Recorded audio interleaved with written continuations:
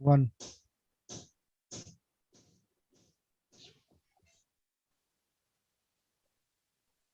कहते हैं हर तारीख से जुड़ी कुछ ना कुछ कहानियां होती हैं और उन कहानियों से हमें ये पता चलता है कि उस कहानी का हीरो कैसा रहा होगा। आज हम कुछ खास तारीखों पे बात करेंगे।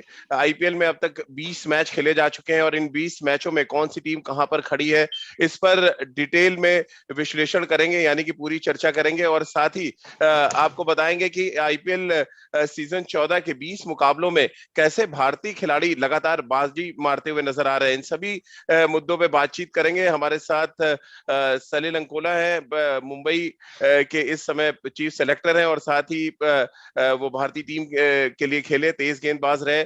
और साथ ही राजकुमार शर्मा जी हैं हमारे साथ, विराट कोहली के कोच। आप सभी का आईवीएम पॉडकास्ट की खेल नीति पर बहुत बहुत स्वागत है। सलील भाई आपका भी और राजकुमार सर आपका भी।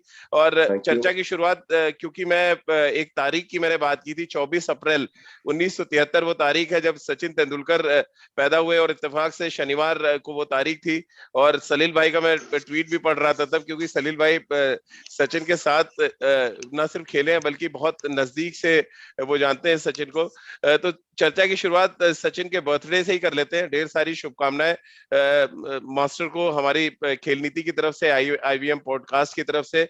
और सलील भाई, ये बर्थडे वैसे तो लॉकडाउन में मना होगा पाजी का, लेकिन कुछ ऐसी यादें होंगी आपके जहन में जो आप शेयर करना चाहेंगे, खासतौर से सचिन के साथ जुड़ी हुई।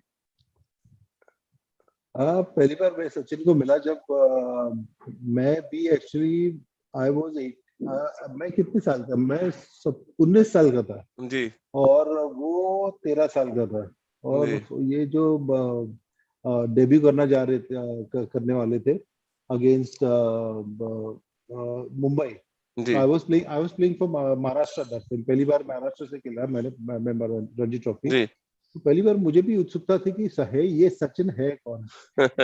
उत्सुकता ये थी कि ये सलील है कौन। तो दोनों आमने सामने आ तो गए, लेकिन मिलने के बाद ना हमने सिर्फ हाय बोला, बस उतना ही कुछ बोला। और वो जगह थी औरंगाबाद। तो वहां से मिलने के बाद फिर उसके बाद एक मैच खेले, जो मैच ड्रॉ हुई। और उसके बाद फिर ज्यादा हम मिले नहीं, क्योंकि मुझे खेलना था मुंबई के लिए, लेकिन औरंगाबाद खेलना पड़ा क्योंकि महाराष्ट्र के खिला पड़ा, क्योंकि there was no place in the side. Once मैं फिर से वापस मुंबई आ गया तब दोस्ती बहुत ज्यादा अच्छी बन गई। He was from the same team, same room share करते थे, बहुत सारी दोस्ती बनी। और दोनों को एक ही शौक था, खाना। और खाना यानी इतना खाना नहीं, इतना खाना। सलील भाई, पाकिस्तान दौरा भी आपने साथ किया सचिन के। जी, और पहला दौरा था सचिन तेंदुलकर का जब उन्होंने अपना इम्पैक्ट डाला इंटरनेशनल क्रिकेट पे। कुछ यादें बताएं। जब वकार यूनुस का बॉल उनको लगा था, आप तब शायद आप सबसे पहले भाग के गए थे ग्राउंड पे। मैं भाग के गया था, लेकिन आई थिंक अपने आगे पास बोला, उन्होंने सचिन को उठाया था। लेकिन सचिन का दूसरा कुछ ये था ही नहीं कि बॉल उसे लगी है नहीं लगी है। ही वो जस्ट सेइंग कि मुझे आइस लगा के फिर से आके बैटिंग करनी है। तो उसको कुछ इसकी कोई फिक्र नहीं थी कि बॉल उसे लगा है। But the amount of concentration and amount of curiosity which I saw in him कि मुझे बैटिंग करनी है बस, that's it. In a 16-year-old, that's bloody amazing, very amazing. When it comes at that age, So, and that tour was a very tough tour for किसी के लिए भी. But वो टूर से बहुत सारी चीजें सीखने मिली, and it proved good for Sachin. But it was a fantabulous tour. जी। राजकुमार जी, सचिन तेंदुलकर ने अपना बर्थडे मनाया 24 अप्रैल को। बहुत कुछ अचीवमेंट्स हैं उनके बारे में, अचीवमेंट्स के बारे में क्या बात करें, लेकिन रिसेंटली बर्थडे उनका इसलिए यादगार रहेगा क्योंकि कोरोना को हराकर वो वापस आए। उन्होंने एक संदेश भी दिया देश के नाम की, कैसे आप सुरक्षित रहे कोरोना से। और ये दर्शाता है कि आप कितने बड़े खिलाड़ी, उससे बड़े आप इंसान है, तो शायद आपकी ज्यादा इज्जत होती, ज्यादा कदर होती है। उसका बड़ा एग्जाम्पल था कि उन्होंने आके अपने बर्थडे के दिन ये संदेश दिया कि कोरोना से आप कैसे बचे और कोरोना को कैसे मात देकर वो दोबारा से वापस आए। बिल्कुल राजीव, वो एक एग्जाम्पल है, एक बहुत रेस्पॉन्सिबल इंडियन है। वो सबसे पहले इतने बड़े स्टार होने के बावजूद उन्हें देश की चिंता है। जिस तरह उन्होंने ऐड किया कोरोना का हाथ धोने का, जी 20 सेकंड का वो उनका वीडियो मुझे नहीं भूलता। और जी ऐसे आइकॉन्स जब वो करके दिखाते हैं कि 20 सेकंड तक आपको हाथ धोने हैं, तो सब लोग उसको फॉलो करते हैं। और यही दिखाया उन्होंने कि वो कितना डेडिकेटेड है अपने कंट्री के लिए, और कितने हम्बल इंसान है इतना सब जी कुछ अचीव करने के बाद। और राजीव, मैं उनके साथ एक मैच खेला हूँ, जी मतलब I want to remember that match also. That was a Wills trophy match.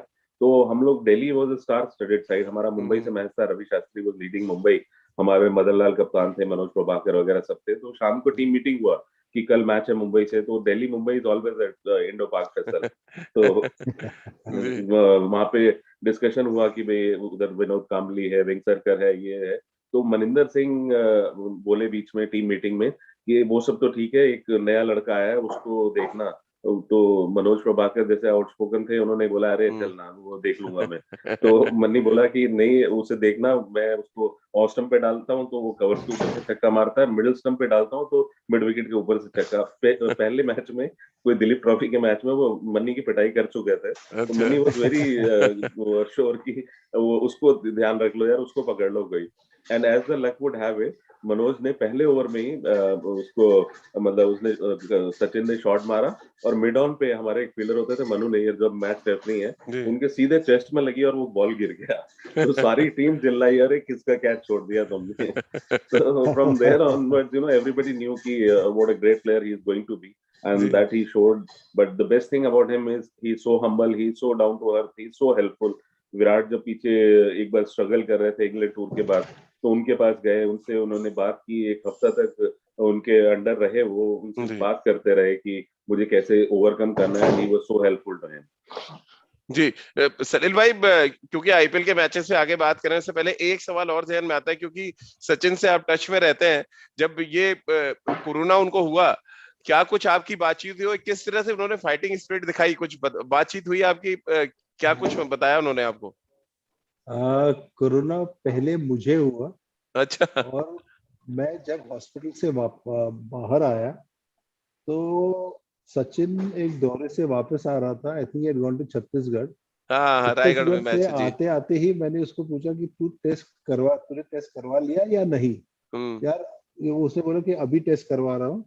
मैं बोला अगर पॉजिटिव होगा तो स्ट्रेट अवे जाना, take proper treatment, proper rest and everything, hmm but eat well.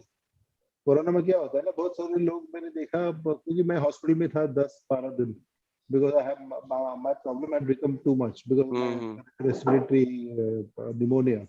तो मैंने सिर्फ उसको यदि वो दिन भूलना मत, सिर्फ खाते रहना बस, keep hmm on eating, so that helped really well, but he's now 21 days उन्होंने क्वारंटीन लिया, जी and he is now out and he's looking good too। अच्छा है। जी। चलिए अब थोड़ी बात आईपीएल सीजन 14 की भी कर लेते हैं सलील भाई, हाँ। क्योंकि 20 मैचेस हो चुके हैं आईपीएल सीजन 14 में। अब क्योंकि आप चेयरमैन सेलेक्टर हैं मुंबई के, तो आप भी बहुत नजदीक नजर रख रहे होंगे, और जितनी आराम से चाय आप अभी पी रहे हो, उतनी आराम से शायद जब टीम खेलती है तो नहीं पी पा रहे होंगे। चर्चा की शुरुआत लेकिन राजकुमार सर आपसे करूंगा। आरसीबी पिछले हफ्ते तक टॉप पर थी, अचानक संडे खत्म हुआ, एक नया हफ्ता शुरू हो रहा है और आरसीबी तीसरे नंबर पे आ गई है। चेन्नई ने चमत्कार कर दिया है और 5 मैचों में 4 मैच जीतकर वो टॉप पर है, अच्छे नेट रन रेट के साथ। तो आज पूरा विश्लेषण इसी बात पे करेंगे कि दिग्गजों की जो दौड़ चल रही है आईपीएल में, उसमें अचानक ये बूढ़ा शेर आगे भागता हुआ नजर आ रहा है, चेन्नई सुपर किंग। देखिए, आप महेंद्र सिंह धोनी को बाहर नहीं रख सकते किसी जी भी चीज से। लास्ट ईयर एक जरूर डिबेकल हुआ उनकी टीम के साथ, वरना जितना consistent Rajiv Chennai super king रही है आईपीएल में, कोई भी टीम नहीं रही है। जी और लास्ट ईयर से सबक लेकर उन्होंने अपनी गलतियों को ठीक किया है, और उसी का नतीजा है कि अब इतनी शानदार फॉर्म में लग रही है टीम। मैच विनर्स उनके पास शुरू से थे ही, एक्सपीरियंस बहुत है, और ऊपर से सबसे बड़ा एक्सपीरियंस कप्तान का एक्सपीरियंस, महेंद्र सिंह धोनी का। और उनकी जो टैक्टिक्स हैं, जिस तरह वो फील्ड सजाते हैं, तो वो एक बहुत लाजवाब फैक्टर है उनका। जिस तरह कल उन्होंने पार्टिकल को आउट किया, शॉट बैकवर्ड स्क्वायर लेग पे फील्डर खड़ा हुआ था, एक नो मैंस लैंड होता है वहां पे, अक्सर आप देखेंगे कभी फील्डर नहीं होता। जी लेकिन जिस तरह उन्होंने आउट किया, तो वो एक दिखाता है कि किस तरह की स्ट्रेटेजी वो बनाते हैं हर प्लेयर के लिए, और उसी का फायदा चेन्नई सुपर किंग को होता है। और अब ये टीम रुकने वाली नहीं है। बिल्कुल सलील भाई, मैच आपने भी देखा होगा, सर जडेजा ने तो बिल्कुल जबरदस्त प्रहार किया, एक ओवर में 37 रन बना दिया। आईपीएल हिस्ट्री का सबसे महंगा ओवर हर्षल पटेल ने फेंका, और एक ऐसा गेंदबाज की पिटाई हुई जो सबसे ज्यादा विकेट ले चुका था इस सीजन में, और पूरा मैच का नक्शा शायद उस आखिर ओवर ने चेंज कर दिया, क्योंकि तब तक आरसीबी के पकड़ में था मैच, और सडनली उस ओवर ने पूरी पॉइंट्स टैली की तस्वीर भी बदल दी। देखिए राजीव भाई, ये जो अपने सर जडेजा है ना, जी he is I still call him a enigma of cricket ji because he's so fit, he's so versatile. वो तो मेरे हिसाब से he should be fitting in all three forms of cricket. जी ना कि सिर्फ T20 में खेले, ना सिर्फ 50 ओवर में खेले, टेस्ट, वनडेज एंड T20 हर किसी चीज में फिट करते हैं. जी and he is so, whenever he is on the field, he is not only 100%, he is 1000% active, and he is always inside the game.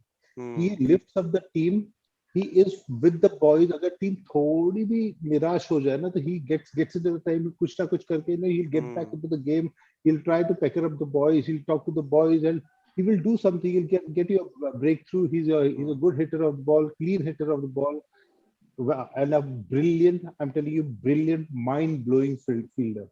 और क्या चाहिए? But he's bound to do something or the other all the time, you know. हमेशा कुछ ना कुछ करते ही रहेंगे वो. बिल्कुल, राजकुमार सर न सिर्फ बैटिंग में रविंद्र जडेजा ने बल्कि बॉलिंग में बड़ा फर्क डाला, और अगेन क्रेडिट जाता है महेंद्र सिंह धोनी को, क्योंकि स्टंप माइक से जो आवाजें आ रही थी, डंडे पे डाल, वहां से जिस तरह से उन्होंने विकेटें निकाली है, जो बोल्ड मारे दो, बहुत क्लासिक लेफ्ट आर्म स्पिनर की वो डिलीवरीज थी. कैसे आप देख रहे हैं, ऐसा जैसे सलील कह रहे हैं कि एक कंप्लीट पैकेज के तौर पे आप उनको देख सकते हैं, वो चाहे चेन्नई के लिए खेल रहे हो या हिंदुस्तान के लिए खेल रहे हो? डेफिनेटली, अगर यही बात है राजीव, इसीलिए कप्तान विराट कोहली ने, अपोजिशन कैप्टन ने कहा कि मैं बहुत खुश हूँ रविंद्र जडेजा की ये फॉर्म देख के, क्योंकि कुछ समय बाद तो उन्हें देश के लिए खेलना है, और मुझे खुशी है कि वो इस तरह की फॉर्म में है. तो वो एक बहुत बड़ी एसेट है इंडियन टीम के लिए भी. And I really agree with Salil की जो वो कह रहे हैं कि वो बहुत जबरदस्त खिलाड़ी है, और वो तीनों फॉर्मेट में फिट होता है, क्योंकि वो आपको वैल्यू देते हैं अपनी, भले आप बल्लेबाजी में या गेंदबाजी में देखिए उनको, एक दो वो रन आउट जरूर करेंगे, ब्रिलियंट कैचेस पकड़ लेंगे, तो आप उस प्लेयर से मतलब इससे ज्यादा क्या एक्सपेक्ट कर सकते हैं कि वो हर जगह कंट्रीब्यूट करता है. आपको बल्लेबाजी में जरूरत है तो वहां पे कंट्रीब्यूट करेगा, गेंदबाजी वो बहुत शानदार करते हैं, टेस्ट मैचेस में रिस्ट्रिक्ट करते हैं, रन नहीं देते, हेल्पफुल विकेट मिल जाए तो वो अनप्लेबल है. तो इस तरह का प्लेयर बहुत हैंडी होता है, और any captain would love to have such a player in his team. बिल्कुल. अब दिल्ली कैपिटल्स दूसरी ऐसी टीम है जिसने छलांग मारी है, और अगर हम 20 मैचेस जो अभी तक खत्म हुए, 5-5 मैच खेले हैं राजकुमार जी, हर टीम ने, दिल्ली की टीम सरप्राइज कर रही है. आपको लग रहा है 5 मैचों में 4 जीत के साथ वो दूसरे नंबर पे आ गए, और ये जो दौड़ चल रही है दिग्गजों की, इसमें दिल्ली दिखा रही है कि वो इस आईपीएल के दंगल में बहुत दबंगई के साथ खेलने के लिए उतरे हैं इस बार.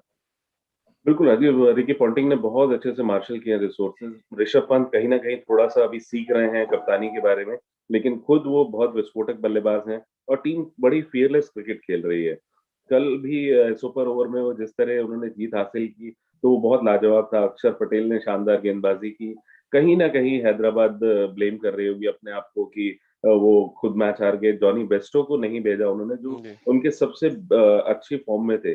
शायद मुझे मिसकैलकुलेशन हुआ हैदराबाद से, उनको जरूर ओपन में आना चाहिए था. अगर वो आते तो शायद would have been difference, you know, क्योंकि राशिद खान उनके पास एक ऐसा बॉलर था जो 10 रन से ज्यादा नहीं देता. तो लेकिन दिल्ली की जहां तक बात करें राजीव, बहुत स्ट्रांग टीम लग रही है ये, और मैं कहूंगा एक बहुत बड़ी कंटेंडर है इस बार आईपीएल जीतने की. और दिल्ली की टीम में सलील भाई जो सबसे बड़ा कंट्रीब्यूशन है वो मुंबई के खिलाड़ी का है. मैन ऑफ द मैच बने पृथ्वी शॉ, और क्या बैटिंग कर रहे हैं. आप तो जब से चीफ सेलेक्टर बने हैं, ऐसा लग रहा है आपने कुछ वैक्सीन वगैरह तो नहीं दे दिया है पृथ्वी शॉ को, जिस तरह से वो रन बना रहे हैं. मतलब विजय हजारे में उन्होंने दोहरा शतक लगा दिया, जबरदस्त फॉर्म में नजर आया, और वो फॉर्म कंटिन्यू कर रहे हैं इस आईपीएल में. देखिए राजीव भाई, एक प्लेयर जो तो 2-3 तरह के होते हैं. एक तो पृथ्वी शॉ के, he is a fantabulous batsman, और एक बहुत ही एनिग्मा है. आई मीन ही कैन, वो हर तरह का शॉट्स खेलते हैं in front of the wicket. दूसरी बात ये थी कि उनकी थोड़ी जो फ्लॉ थी ना, वो उन्होंने सचिन के साथ बात करके आधा घंटा पौना घंटा बात किया, उसके बाद वो फ्लॉ के बारे में, उसके बाद में then he went on to play the Vijay Hazare trophy. अब रही बात की सिलेक्शन कमेटी की, मुझे एक थोड़ी थोड़ी दिक्कत थी कि मैं पृथ्वी शॉ को कैप्टनसी दूं या ना दूं, इसमें मैं थोड़ा झिझक रहा था। So but like then I thought कि ये अंडर 14 भी कैप्टन कर चुका है, अंडर 19 भी कैप्टन कर चुका है, चलो let's see, it's a gamble कि अगर वो उसको कैप्टनसी दे दी तो विल ही, कई players with added pressure of captaincy perform नहीं कर पाते, but with giving the captaincy to Prithvi Shaw, उन्होंने तो कमाल ही कर दिया है। He batted well, he captain the side well, एक मैच नहीं हारा हम लोगों ने, और जो सैयद मुश्ताक अली में हम लोग ने एक मैच नहीं जीता था, इसमें तो सारे मैच जीत के फिर आगे चल गए। So I know these kind of small things matter a lot in reading the player, and it really paid the dividends. बिल्कुल। और हैदराबाद के लिए तो राजकुमार जी वो शाहरुख खान की फिल्म का डायलॉग याद आता है कि एक चुटकी सिंदूर की कीमत तुम क्या जानो, यानी कि 1 इंच की कीमत तुम क्या जानो वार्नर बाबू। जिस तरह से वो शॉर्ट रन भागे हैं और उस शॉर्ट रन ने बड़ा फर्क डाल दिया मैच की। अगर आप रिजल्ट पे जाएं, वो इंचेस से पीछे बैट रह गया, लेकिन आज की टेक्नोलॉजी के दौर में आप इतनी बड़ी सिली मिस्टेक्स नहीं कर सकते जिसका असर पहले स्कोर बोर्ड पे नजर आए, फिर पॉइंट टैली पे नजर आए। बिल्कुल राजीव, वो नॉट इवन इंचेस, मिलीमीटर्स में से रह गए, वो लाइन पूरा गया है, बस उन्होंने क्रॉस नहीं किया।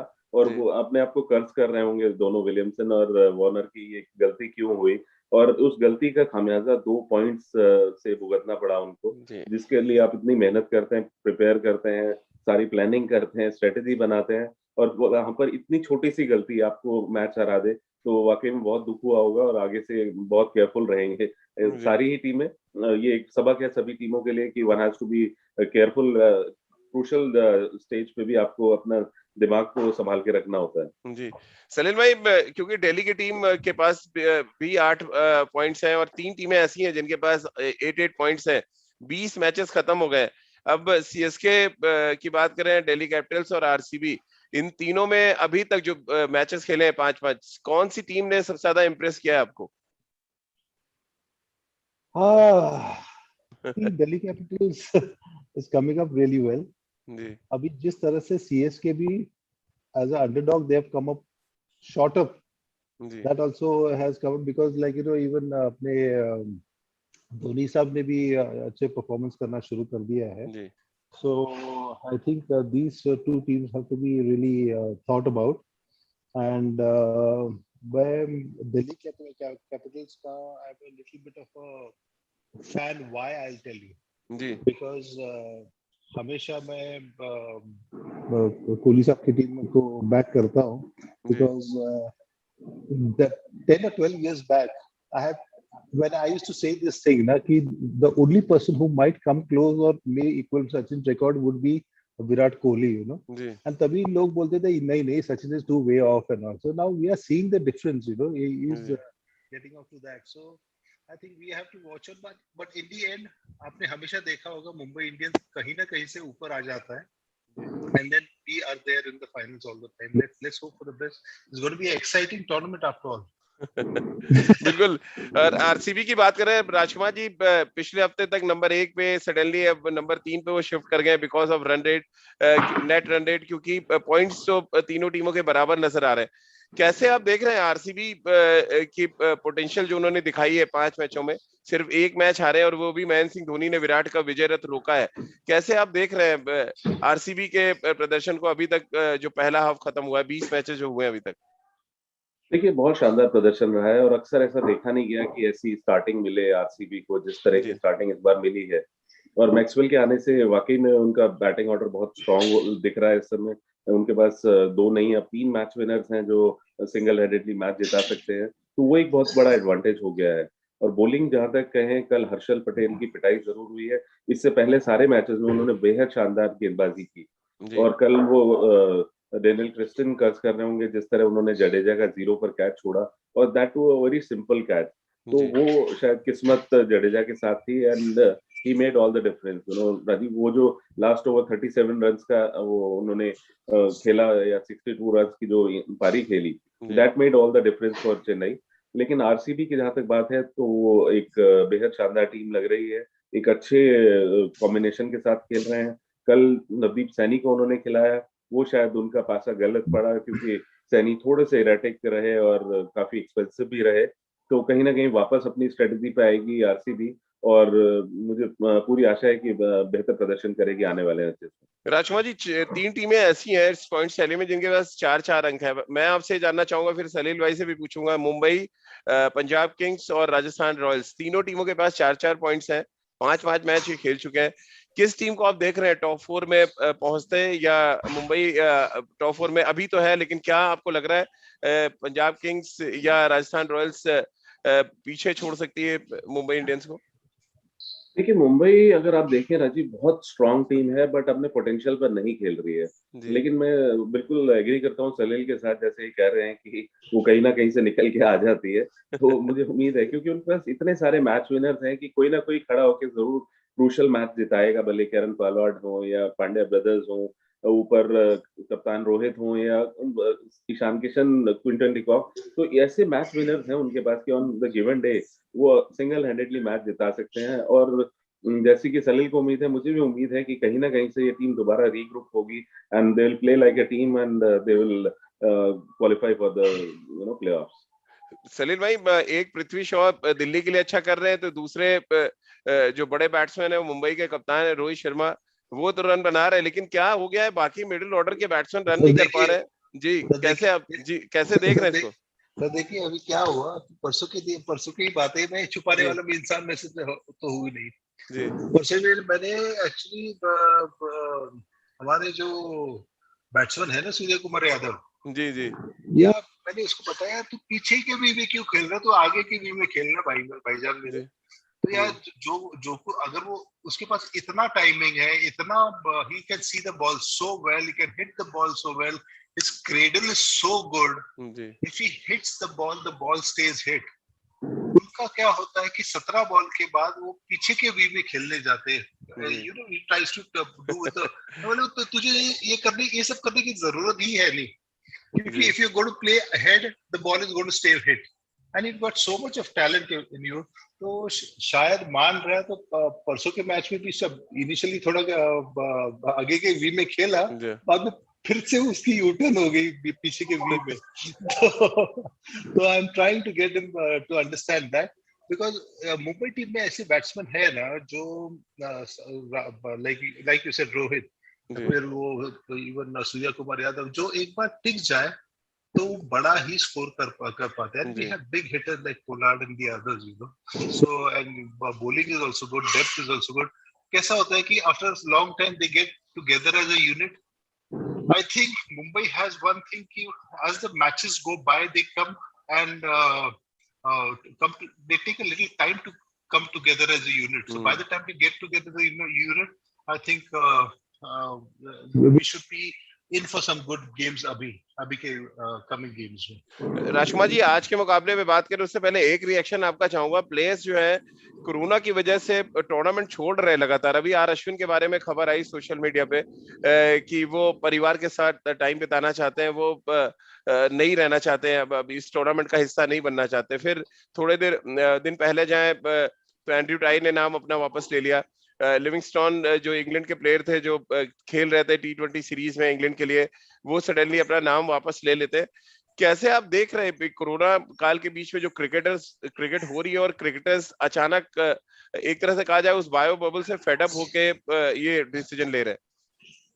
राजीव, देखिए, बायो बबल में रहना बहुत मुश्किल है. मैं पूरे रणजी ट्रॉफी में इस बार दिल्ली के साथ था, तो पहले आप 7 दिन तो क्वारंटीन रहते हैं, अपने रूम में ही बंद रहते हैं, आप साथ वाले रूम में भी नहीं जा सकते. वो एक बहुत डिफिकल्ट एस्पेक्ट होता है कि आप एक रूम में 7 दिन तक बंद है, आप किसी से बात नहीं कर सकते, कुछ नहीं कर सकते. और उसके बाद भी आपको एक टीम रूम दे दिया जाता है जहाँ पे आप लंच, ब्रेकफास्ट या डिनर कर सकते हैं.